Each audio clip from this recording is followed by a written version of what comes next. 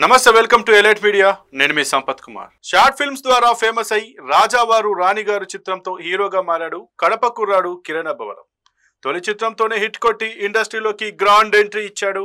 ఆ తర్వాత ఎస్ఆర్ కళ్యాణ మండపం సెబాస్టియన్ P524 సమ్మతమే నేను మీకు బాగా కావాల్సిన వాటిని వినరో భాగ్యము విష్ణు కథ రూల్స్ రంజన్ ఇలా వరుస చిత్రాలతో ఇండస్ట్రీలో నిలదొక్కుకున్నాడు అయితే ఎస్ఆర్ కళ్యాణ మండపం మూవీ తప్ప మిగిలినవన్నీ ఫ్లాప్ కావడంతో కిరణ్ అబ్బవరం పని ఇక అయిపోయిందన్న టాక్ ఇండస్ట్రీలో మొదలైంది ఆ తర్వాత కసితో కా మూవీ తీసి బ్లాక్ బస్టర్ అందుకున్నాడు ఆ దెబ్బతో తనను విమర్శించడం వల్ల నోళ్లు మోయించాడు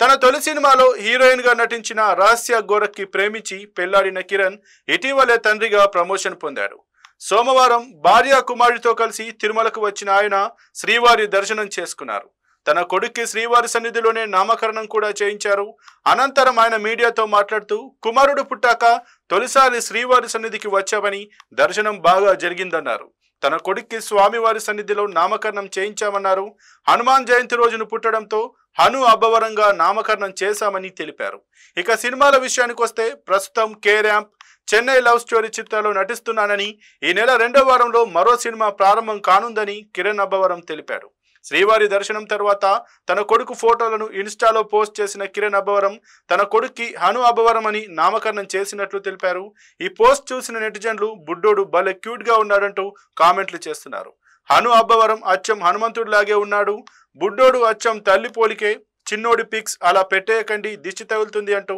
నెటిజన్లు కామెంట్ల వర్షం కురిపిస్తున్నారు ఆయన కుటుంబానికి స్వామివారి ఆశీస్సులు ఉండాలని ప్రార్థిస్తున్నారు కా సినిమా నచ్చకపోతే ఇకపై సినిమాలు తీయనంటూ ఆ చిత్ర ప్రమోషన్లలో కిరణ్ అబ్బవరం సంచలన ప్రకటన చేసిన సంగతి తెలిసిందే ఆయన నమ్మకమే నిజమై ఈ మూవీ బ్లాక్ బస్టర్ కొట్టడంతో కిరణ్ దూకుడు పెంచారు